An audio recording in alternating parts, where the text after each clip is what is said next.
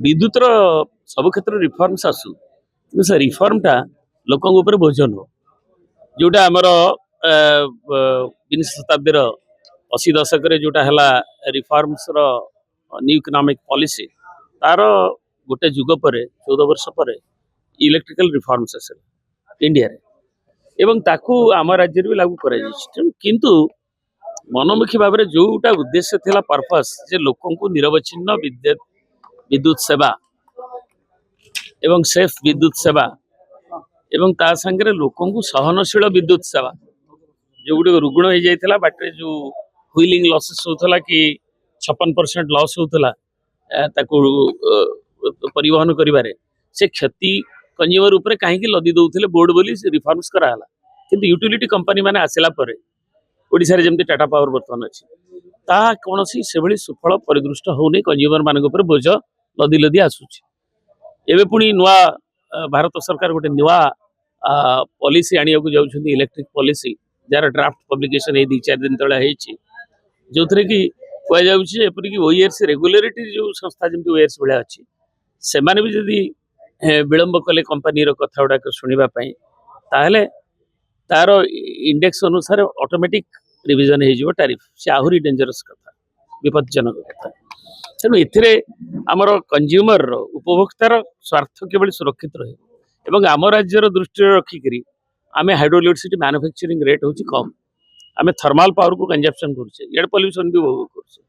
तेणु आम Koylar chemical value आसू किंतु तार थर्माल वैल्यू जगह आम जो हाइड्रो इलेक्ट्रिसिटी जल संपद जो आमर अच्छी ताहले आम टैरिफटा कंज्यूमर ऊपर कम करवा एवं ये यूटिलिटी कंपनी एवं जो रिफॉर्म्स ना रे कैपेक्स सहायता दिया जाउची एवं जो पावर गजलिंग स्मार्ट मीटर ठू आरंभ कर जो आशंका एवं जो अतिरिक्त बोझ नि जाउची केवल कंपनी गुड़ा को बंचेबा पाई कंपनी बंचू तार किंतु सेवा करू किंतु बोझ न हो लोकंकर जो पर कैपिटा पावर जो आमर पैरिटी एटा आम विभाग डेवलपमेंट गोटे अंग भाव नि जाउची किंतु तार परचेजिंग पैरिटी भी दरकार जो क्रय शक्ति आम कंज्यूमर रहा दरकार एवं आम राज्यर उपयोगी नहीं करी आम कैपेक्स सहायता ये सब दबा सत्वे या द्वारा जो उद्यम परिलक्षित होनी केवल टंका आदाय टैरिफ आदाय लोकों बोझ बढ़िबार अच्छी बोली उपभोक्ता मन क्षोभ होती गणसम्मेलन एवं से विजु जनता दल तार युव छात्र अनुष्ठान आमर जो विंग अच्छी आम ये लोकंर क्षोभटा को विशेषकर युवक मानकर मनर क्षोभ को भी किसी दिन तले स्मार्ट मीटर एवं आम जो अतिरिक्त बोझ सिक्यूरिटी डिपोजिट ताकू आंदोलन करूँ एवं विभिन्न गणसंगठन अन्य माने भी विभिन्न पर्यायर आंदोलन भी कर बरगढ़ भी आंदोलन होती क्षेत्रीय स्तर में जहाद्वारा कि इलेक्ट्रिक कंपनी बर्तमान सामयिक भाव में स्थगितता को रखिंट एडिशनल सिक्यूरिटी जो डिपोजिट एवं ता अनुशीलन करा जो स्मार्ट मीटर कथा बुझेबा को उद्यम कर भी करूँ आम भावुँ उपभोक्ता मानकर स्वर